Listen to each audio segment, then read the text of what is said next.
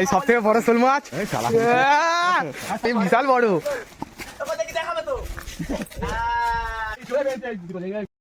Ram Ram guys, তো আজকে চলে এসেছি বাগানে। পরীক্ষা হয়ে যাওয়ার পরে অনেক দিন পরে বাগানে চলে এসেছি।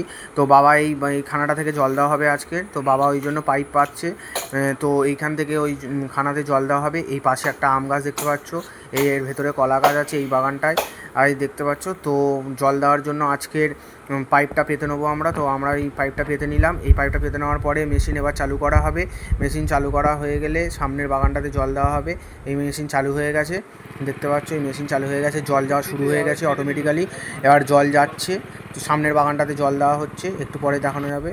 এই বাগানে জল আসছে, এই পাইপটা দিয়ে জল আসছে, এই জল পড়ছে দেখতে পাচ্ছ।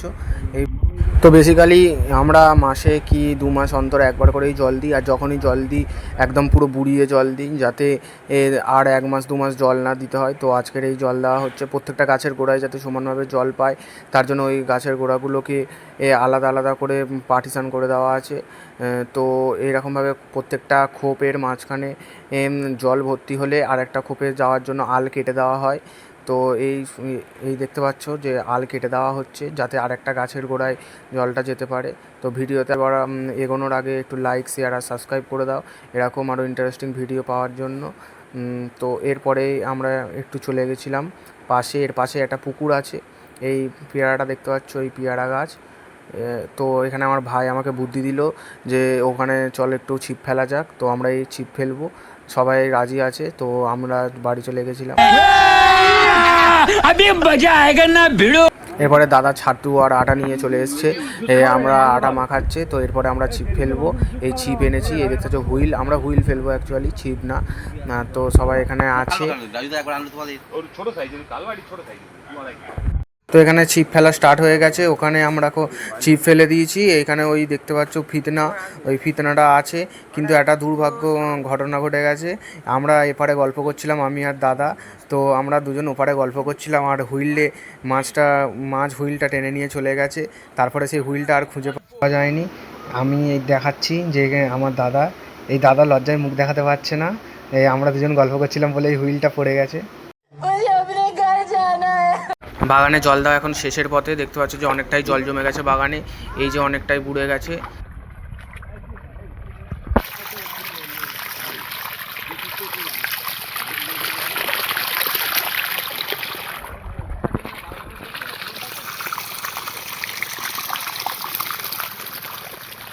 যে খানাটা থেকে জল দিচ্ছিলাম সেই খানাটার জল অনেকটাই কমে এসছে দেখতে পাচ্ছ, আর প্রায় জল নেই বললেই চলে। তো এই খানাতেই আজকের মাছ ধরা হবে, এই খানাতেই মাছ ধরা হবে। আর এই জলটা ছেঁচে নেওয়া হবে, পুরোটাই ছেঁচে নেওয়া হবে।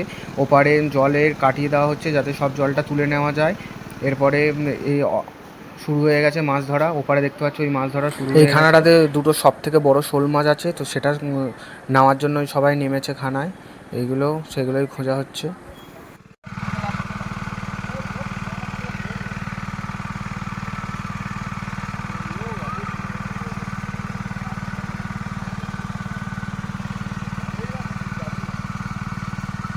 এই সব থেকে বড় শোল মাছ,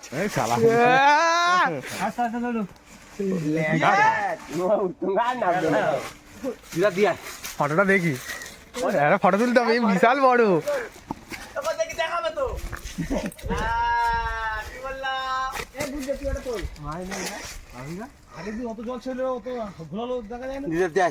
ফাইনালি দুটো মাছই ধরা হয়ে গেছে।